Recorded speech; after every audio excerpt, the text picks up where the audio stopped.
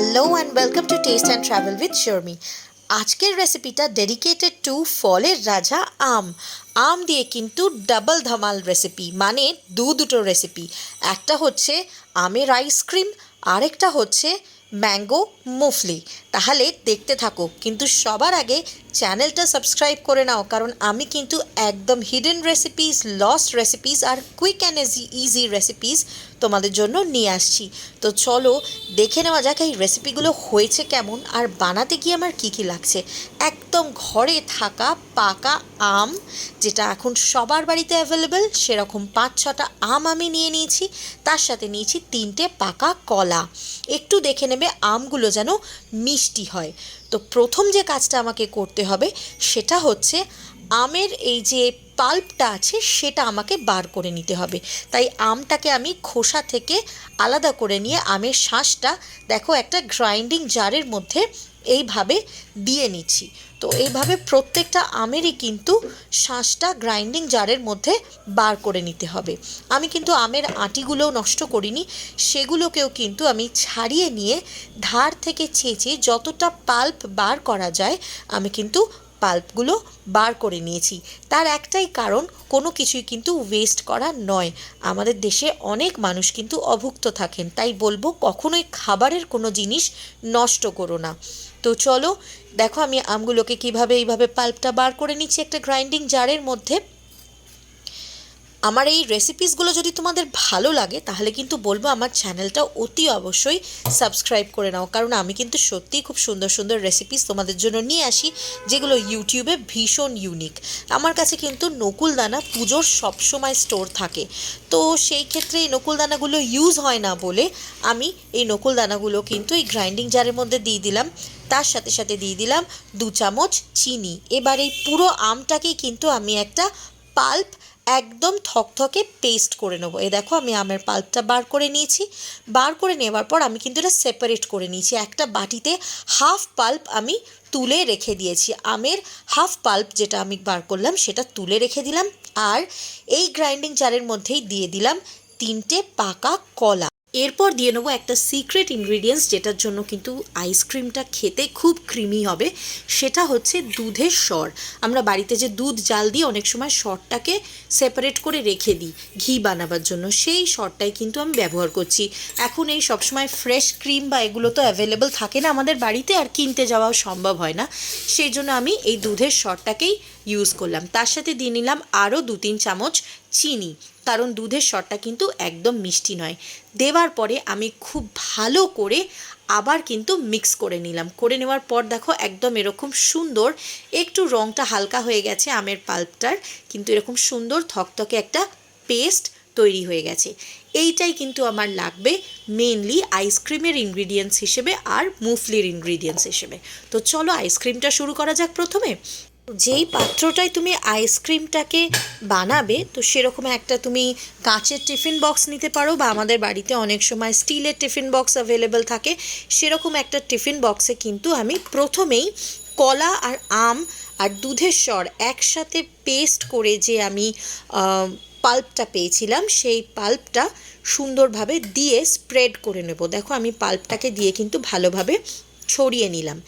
এবার আমি একটা আমের যে খোসার যে অংশটা থাকে, সাইডের যে অংশটা থাকে, সেটাকে বাদ দিয়ে ভেতর থেকে পাল্পটাকে এরকমভাবে সুন্দরভাবে কেটে নিচ্ছি শেপ করে, বরফি শেপে, তোমরা চাইলে স্কোয়ার শেপেও কাটতে পারো। দিয়ে চেঁচে এই পাল্পটার ওপরে স্প্রেড করে দেবো। আস্তে আস্তে আমি কিন্তু আমের এই স্লাইসগুলো বার করে নিলাম, নিয়ে দেখো এর ওপরে স্প্রেড করে দিলাম। আইসক্রিমটা খেতে এতটাই ভালো হয়েছিল যে এখন ভয়েস ওভার করতে গিয়েও আমার না জিভে জল আসছে। আরেকদিন বানিয়ে খেতে হবে। আচ্ছা, যে রেস্ট পাল্পটুকু ছিল দেখো, সেই পাল্পটা আমি আলাদা করে রেখেছিলাম। সেই পাল্পটা আমি হালকা করে 1-2 চামচ নিয়ে ওপর থেকে ছড়িয়ে দিলাম, দিয়ে একটু কাঁটা চামচ দিয়ে মিক্স করে দিলাম। এটা কিন্তু আমের ডিরেক্টলি যে পাল্পটা আমি বার করেছিলাম সেটা, যার মধ্যে কলাটা মেশানো ছিল না। এরপর আবারও ওপর থেকে দিয়ে দিলাম যে সেকেন্ড পাল্পটা আমি বানিয়েছিলাম, যেটা আম, কলা আর দুধের সর দিয়ে বানানো, সেই পাল্পটা আরেকবার আমি ওপর থেকে স্প্রেড করে দিলাম। দেখতেই পাচ্ছ এভাবে স্প্রেড করে দিলাম আমি সুন্দরভাবে। দিয়ে এর উপর থেকে কিন্তু আবারও আমি আমগুলোকে স্লাইস করে সুন্দরভাবে সাজিয়ে দেবো।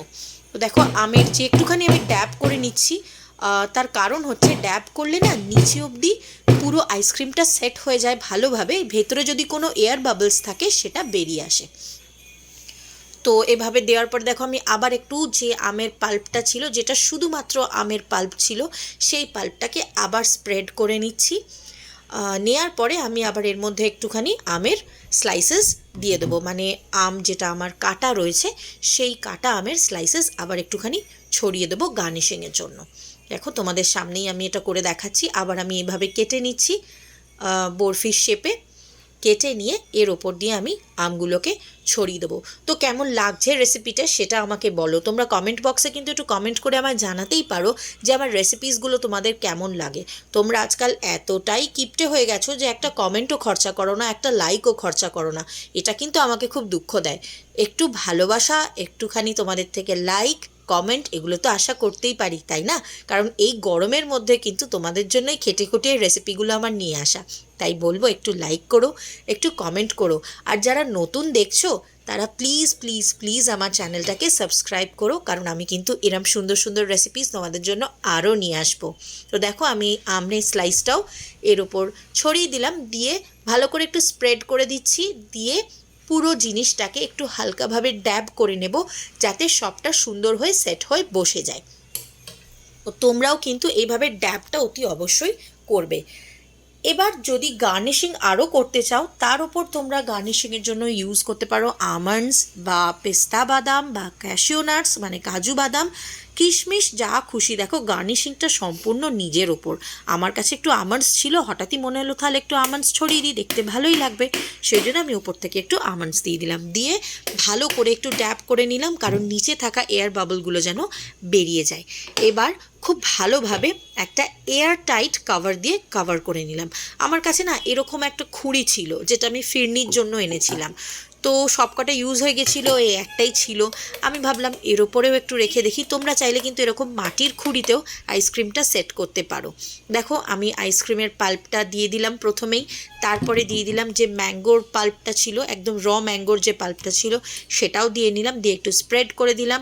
আবারও সেই সেম একই প্রসেস, এর উপর একটুখানি আম স্লাইস করে ছড়িয়ে দেবো, তারপর একটুখানি গার্নিশিংয়ের জন্য দিয়ে দেবো আমন্ডস। ব্যাস এইভাবেই এটাকেও সাজিয়ে নেবো। নিয়ে ফাইনালি যেটা করতে হবে সেটা হচ্ছে এই পুরো জিনিসটাকে কিন্তু আমায় ফ্রিজে রাখতে হবে 7 থেকে 8 ঘন্টার জন্য। এবার ফ্রিজের টেম্পারেচারের কথা একটু বলি।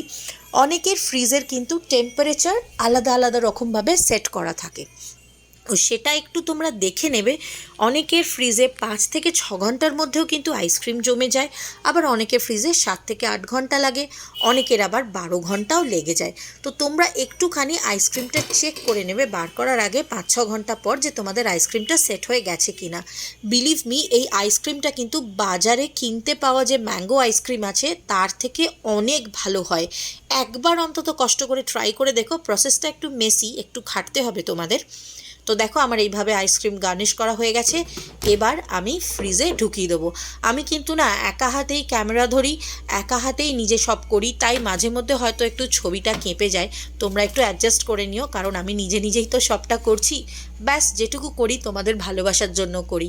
তো চলো আমি আইসক্রিমটা ফ্রিজে রেখে দিচ্ছি। এই ছোট খুঁড়িটাও আমি ভেতরে ঢুকিয়ে দিলাম।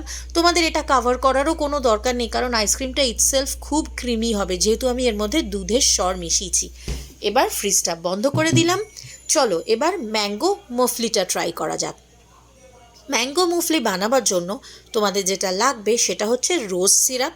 প্রথমেই আমাদের বাড়িতে দেখবে সকলেরই রোজ সিরাপ থাকে। তো প্রথমেই আমি রোজ সিরাপটাকে সামান্য 2 চামচ জল দিয়ে 2 চামচ রোজ সিরাপ গুলে নিয়েছি, ঠিক 2-2 রেশিওতে। 2 চামচ রোজ সিরাপ আর 2 চামচ জল, এই দিয়ে রোজ সিরাপটাকে গুলে নিয়েছি। দিয়ে ইকুয়ালি দুটো গ্লাসের মধ্যে আমি দিয়ে দিলাম।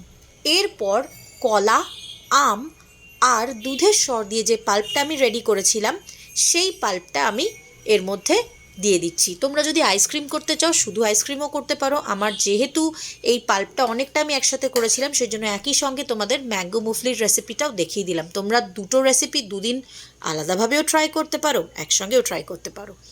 তো দেখো আমি এই পাল্পটা দেওয়ার পর গ্লাসের মধ্যে দিয়ে নিচ্ছি 3-4টে বরফ। যতটা তোমরা ঠান্ডা খেতে ভালোবাসো ঠিক ততটাই দেবে। এবার এই যে এক্সট্রা পাল্পটা যেটা ছিল আমার, মানে যেটা শুধু আমের পাল্প, যার মধ্যে দুধের স্বর বা কলা মেশানো ছিল না, যেটা আমি আলাদা করে রেখেছিলাম, তো সেই পাল্পটা 4-5 চামচ জল দিয়েছি, দিয়ে একটু পাতলা করে নিয়েছি, নিয়ে আমি গ্লাসের মধ্যে ভরে দিচ্ছি। তো দেখো এই গ্লাসটা যেটা আমার নিচে যে পাল্পটা রয়েছে সেটা একটা লেয়ার তৈরি করেছে, এরপর এই যে পাল্পটা সেটা আরেকটা লেয়ার তৈরি করবে। এইভাবেই কিন্তু লেয়ারিং করে করেই তোমাদের ম্যাঙ্গো মফলিটা বানাতে হবে। বিলিভ মি, যখন এই সব শুদ্ধ মিক্স করে একসাথে খাবে না, তখন ডেফিনেটলি আমাকে একটা থ্যাংক ইউ দিতে ইচ্ছে করবে। তাই বলবো অতি অবশ্যই বাড়িতে রেসিপিটা ট্রাই করো। আর এরম সুন্দর সুন্দর রেসিপি পেতে কি করবে, আমার চ্যানেলটাকে অতি অবশ্যই সাবস্ক্রাইব করবে। তো চলো, পাল্পগুলো দেওয়া হয়ে যাওয়ার পর আবার যে কলা, আম আর সরের যে পাল্পটা ছিল সেই পাল্পটা কিন্তু আমি ওপরে আবার একটা লেয়ারিং করলাম। দেখতেই পাচ্ছ আমি এইভাবে আবার একটা লেয়ারিং করে দিলাম।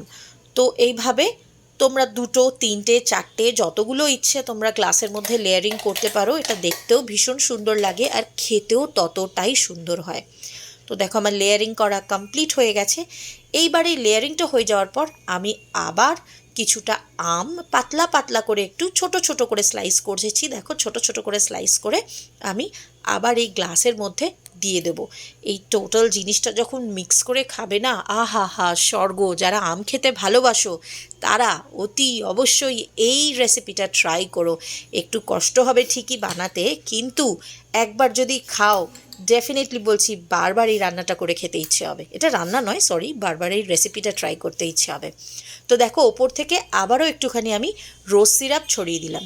দেওয়ার পরে এর মধ্যে আমি ফাইনালি দিয়ে দিলাম ভ্যানিলা আইসক্রিম। এটার মধ্যে কিন্তু ভ্যানিলা আইসক্রিমই ভালো লাগবে, অন্য কোনো ফ্লেভারের আইসক্রিম দিও না। গার্নিশিংয়ের জন্য আমি দিয়ে নিচ্ছি একটুখানি খাস সিরাপ। এটা দেখবে তোমরা যে কোনো বড় শপিং মলে পেয়ে যাবে, যেখানে শরবত বিক্রি হয় সেই জায়গাতেই কিন্তু এই খাস সিরাপটা পাওয়া যায়, যেটা জেনারেলি আমরা বাড়িতে এই শরবত খাওয়ার জন্য এনে রাখি। তো এটা চাইলে তোমরা স্কিপও করতে পারো, দিতে হবে এরকম কোনো ব্যাপার নেই। ফাইনালি গার্নিশিং করে দিলাম একটুখানি স্লাইসড আম আর স্লাইসড আমন্ডস দিয়ে।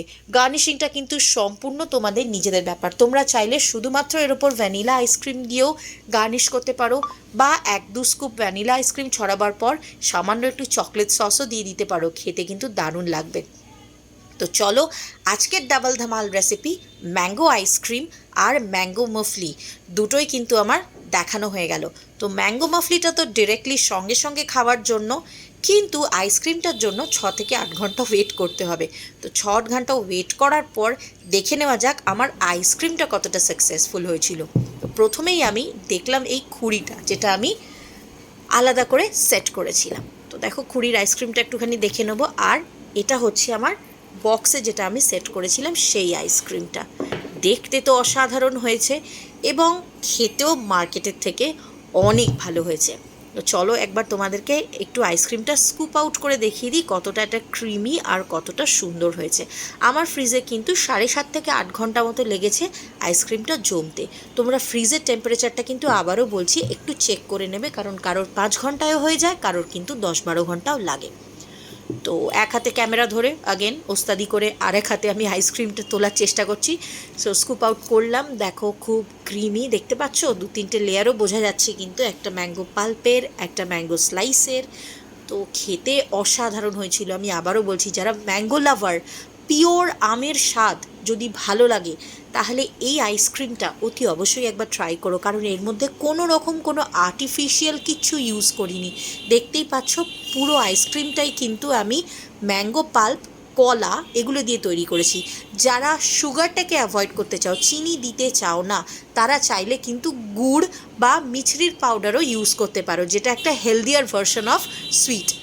তো দেখো আমার আইসক্রিম দুটোই আমি তোমাদের দেখালাম, এই বক্স থেকেও স্কুপ আউট করে দেখালাম কতটা ক্রিমি হয়েছে। তো আশা করি অতি অবশ্যই এই দুটো রেসিপি তোমরা ট্রাই করবে আর আমার চ্যানেলটাকে সাবস্ক্রাইব করবে আর কমেন্ট করে জানাবে তোমাদের কেমন লাগলো। আজকের জন্য এটুকুই, থ্যাংক ইউ।